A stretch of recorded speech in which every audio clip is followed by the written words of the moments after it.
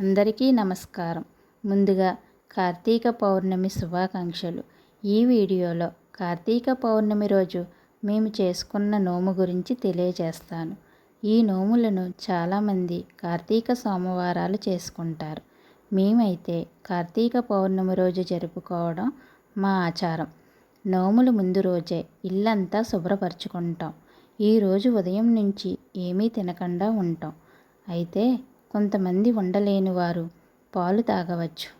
మధ్యాహ్నం నుంచి ప్రసాదం తయారు చేస్తామండి. ఇక్కడ ముఖ్యంగా నోములకి తయారు చేసేది పూర్ణం బూరెలండి.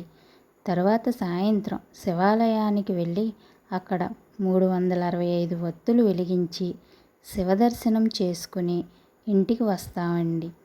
తర్వాత పూజ గదిలో ఒక పీట వేసుకుని శివపార్వతుల ఫోటో పెట్టుకుని చక్కగా అలంకరించుకుంటామండి.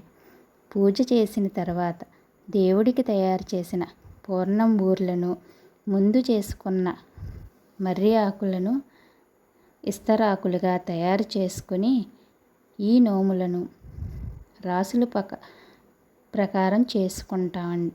అంటే గుప్పెటతో పట్టుకుని ఎన్ని బూరెలు వస్తే అన్ని పెడతాం. మన చేతికి ఎన్ని వస్తే అన్ని బూరెలు 3 సార్లు పెడతాం. తరువాత కార్తీక నోముల కథను అష్టోత్తరాలను చదువుతాం.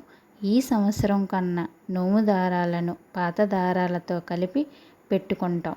పూజ అయిన తర్వాత ఆ నోము దారాలను కట్టుకుంటాం. తరువాత తులసి కోట దగ్గర ఒక పీట వేసుకుని ఆ పీట మీద ఒక పళ్ళెంలో గౌరీదేవిని పెట్టి గౌరీదేవికి ఎదురుగా అద్దం పెట్టి పూజ చేసిన తర్వాత ఆ అద్దంలోంచి చంద్రుణ్ణి చూస్తామండి. తర్వాత ఇంట్లో ఎవరైనా పెద్దవాళ్ళు ఉంటే వాళ్ళ దగ్గర నుంచి ఆశీర్వాదం తీసుకుంటాం. తర్వాత మనం ఉపవాస దీక్ష విరమిస్తాం. మనం పూజలో కట్టుకున్న ఈ నోము దారాలను తీసి మళ్ళీ భద్రపరుచుకుంటాం. మేము ఈ రోజైతే దేవుడి దగ్గర వండిన బూరెలు మాత్రమే తింటామండి.